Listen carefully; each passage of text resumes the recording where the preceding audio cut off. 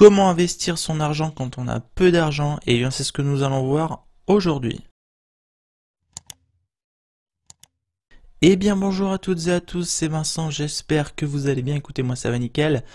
Aujourd'hui nouvelle vidéo, je vais vous expliquer comment vous allez pouvoir investir un peu d'argent. Donc je vais vous montrer plusieurs solutions, plusieurs méthodes que vous allez pouvoir appliquer. Avant que la vidéo ne commence, je vous invite comme d'habitude à la liker si elle vous a plu et je vous invite également à vous abonner à la chaîne si ce n'est pas encore fait.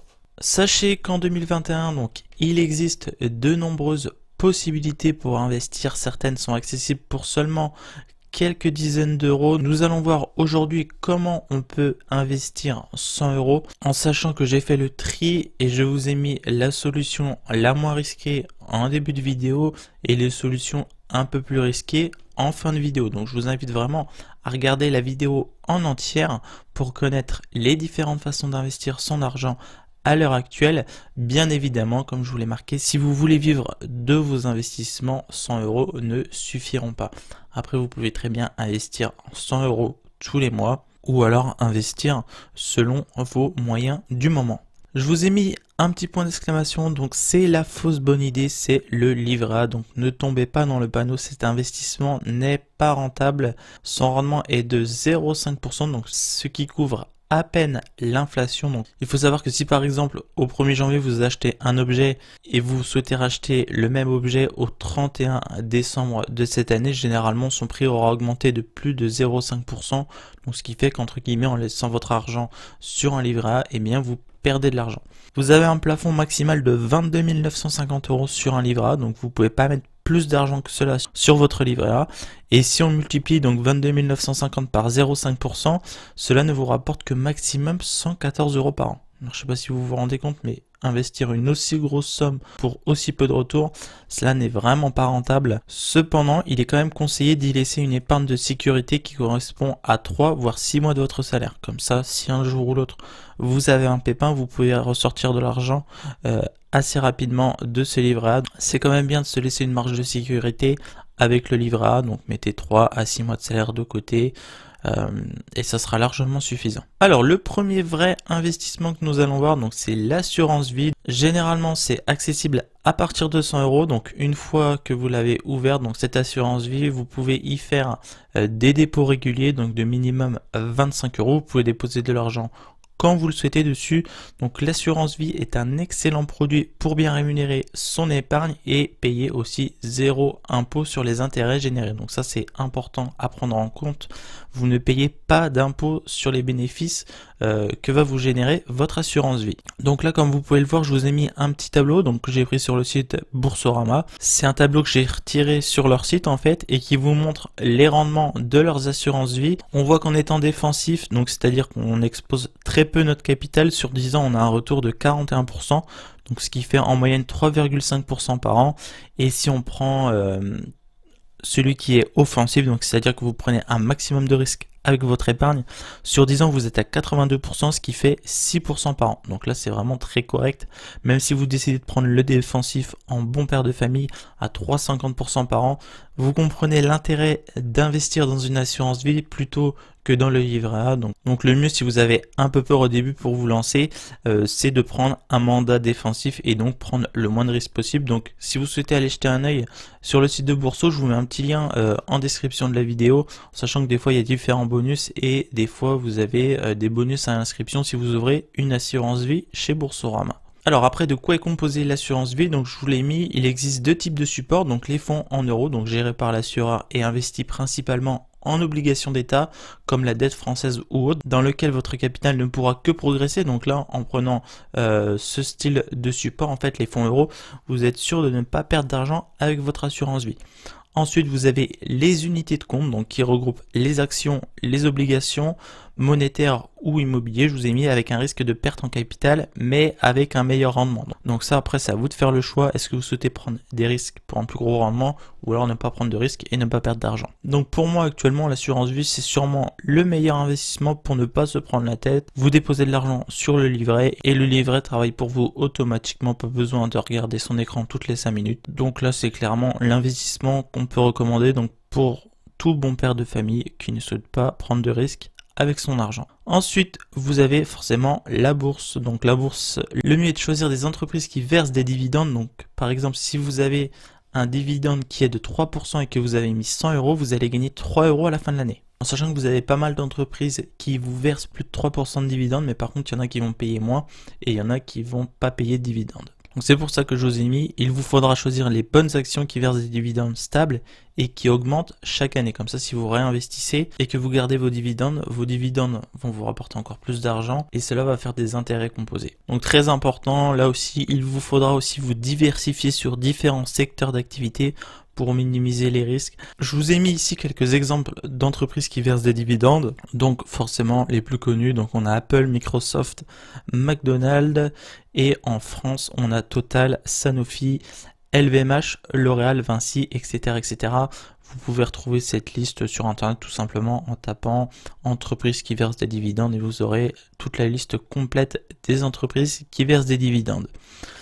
Alors, la question que vous allez me poser, c'est je n'ai que 100 € à investir, comment acheter une action Apple qui coûte plus de 100 €? Eh bien tout simplement, vous allez pouvoir acheter des parties d'actions sur des plateformes en ligne et vous toucherez un dividende sur le pourcentage que vous aurez investi, tout simplement. Donc, si vous achetez la moitié de l'action, vous aurez la moitié du bénéfice du dividende. Vous pouvez par exemple utiliser la plateforme eToro, donc personnellement c'est la plateforme que je recommande à tous les débutants. J'ai fait un tuto d'ailleurs sur eToro, je vous mettrai un renvoi en haut à droite de la vidéo, donc si vous voulez voir le tuto pour savoir comment fonctionne eToro, vous avez juste à cliquer sur la petite fiche qui va s'afficher en haut à droite. Ensuite on commence à rentrer dans les investissements un peu plus risqués, donc ici on a le crowdlending, vous avez la plateforme au milieu, donc comme vous le voyez sur votre partie de gauche, vous avez les investisseurs qui donnent de l'argent à la plateforme. La plateforme donne votre argent à des emprunteurs. Les emprunteurs reversent les bénéfices sur la plateforme et la plateforme derrière vous reverse vos bénéfices. Donc, ce qui fait que la boucle est bouclée au final et vous récupérez votre argent. Donc, qu'est-ce que le crowdlending? Eh bien, tout simplement, cela consiste pour une foule de particuliers à prêter de l'argent contre une rémunération sous forme d'intérêt. Donc, il s'agit souvent d'entreprises de type PME et TPE, donc qui font appel à ce type de financement. Vous allez donc investir dans des prêts tels que des prêts à la consommation pour des véhicules, du matériel pour des entreprises, etc. Une des plateformes la plus connue à l'heure actuelle, c'est October. Donc si vous voulez aller jeter un œil, vous pouvez aller taper sur Google October et tout sera expliqué comment cela fonctionne. Ensuite, vous avez un des investissements que j'adore particulièrement, donc ce sont les crypto-monnaies. Ce sont des investissements à long terme. De plus, sur la plupart des plateformes pour acheter des crypto-monnaies, il n'y a pas de minimum d'investissement, donc vous pouvez investir même si vous avez moins de 100 €, à partir de 20 €, il me semble que c'est possible. Il y a un potentiel pour faire des bénéfices énormes, mais vous avez aussi un grand risque de tout perdre si vous ne vous y connaissez pas assez. Donc là, faites très attention avec les crypto-monnaies. Vous pouvez perdre au moins 95% de votre capital, si ce n'est pas tout. La plateforme la plus connue à l'heure actuelle est la plateforme Coinbase, donc je l'utilise personnellement. Et pour terminer, l'investissement le plus risqué, donc à l'heure actuelle pour moi, c'est le crowdfunding. Donc les projets peuvent concerner aussi bien l'immobilier, l'art, l'agriculture ou d'autres projets. Deux parties sont mises en présence lors d'une opération de crowdfunding. Vous avez d'un côté donc nous qui sommes investisseurs, donc nous plaçons une somme d'argent dans un projet dans lequel nous croyons, et de l'autre nous avons le porteur du projet, donc qui ne possède pas les fonds nécessaires pour les mettre en œuvre. Comme je vous l'ai marqué ici, comme tout investissement, le crowdfunding peut provoquer un risque de perte totale ou partielle du capital investi ou des fonds prêtés. Vous avez la possibilité cependant d'investir à partir de 10 € et je vous ai mis ici donc des exemples. Vous pouvez par exemple, si vous le souhaitez, investir dans de l'immobilier. Donc à gauche, résidence Lamartine, c'est un immeuble donc de style haussmannien à Nice. Alors le taux cible, il est avec un petit cadenas car il fallait s'inscrire sur la plateforme. Donc on a une distribution comme on le voit qui est mensuelle et qui est prévu donc d'ici 36 mois, et ensuite vous avez d'autres projets, en sachant que vous avez un peu tous les types de projets. Sur certains projets vous pouvez investir de l'argent et ne pas avoir d'argent en retour, mais par exemple vous pouvez investir dans une personne, par exemple dans un chanteur, et derrière vous aurez des CD ou des places de concert, etc.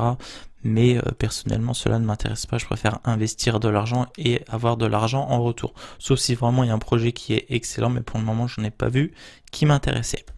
Donc en conclusion, ce qu'il faut retenir, c'est comme le dit l'expression, ne mettez pas tous vos œufs dans le même panier, diversifiez vos investissements.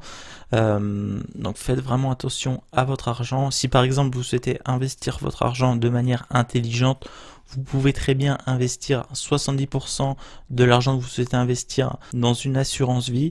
Après, vous pouvez très bien mettre 10% en bourse, 5% en crypto. Après, c'est vous qui voyez, mais faites très attention. Privilégiez les investissements par DCA, c'est ce que je vous ai mis. Donc, ce sont des investissements programmés.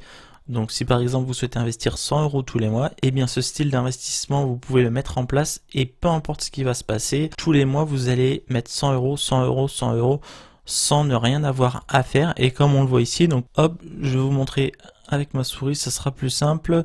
Comme on le voit ici, une personne qui investit 8000 $ en une fois, elle achète à 10 $ l'action. Au mois d'août, donc 8 mois après, l'action est toujours à 10 $. Cette personne fait 0% de bénéfice. Comme on le voit ici, une personne va investir 8000 $, mais en investissant chaque mois 1000 $ pendant 8 mois. Donc elle investit à 10 $, à 14, à 9, à 13,5, etc., etc. Et on voit que cette personne, elle, au bout de 8 mois, a investi exactement la même somme, mais elle a un rendement de 4,07%. Tout simplement car cette personne, le coût de l'action lui revient à 10 $, alors qu'elle, en achetant au-dessus et en dessous, eh bien tout simplement, le prix de l'action lui revient à 9,61 $. Donc si vous avez une grosse somme d'argent à investir, eh bien privilégiez le DCA, donc l'investissement programmé. Cela vous évitera de regarder les prix et de vous dire mince, j'aurais dû acheter à ce moment-là, j'aurais dû acheter à ce moment-là, et au final de faire n'importe quoi avec votre argent, ce qui n'est vraiment pas la bonne chose. Voilà, il me semble que j'ai fait le tour et que je vous ai présenté donc les différentes manières d'investir de l'argent quand on a peu d'argent à investir. Si cette vidéo vous a plu, je vous invite à la liker si vous n'êtes pas encore abonné, donc pensez à vous abonner à la chaîne pour ne pas louper mes prochaines vidéos. C'était Vincent, je vous dis à la prochaine, d'ici là portez-vous bien, ciao.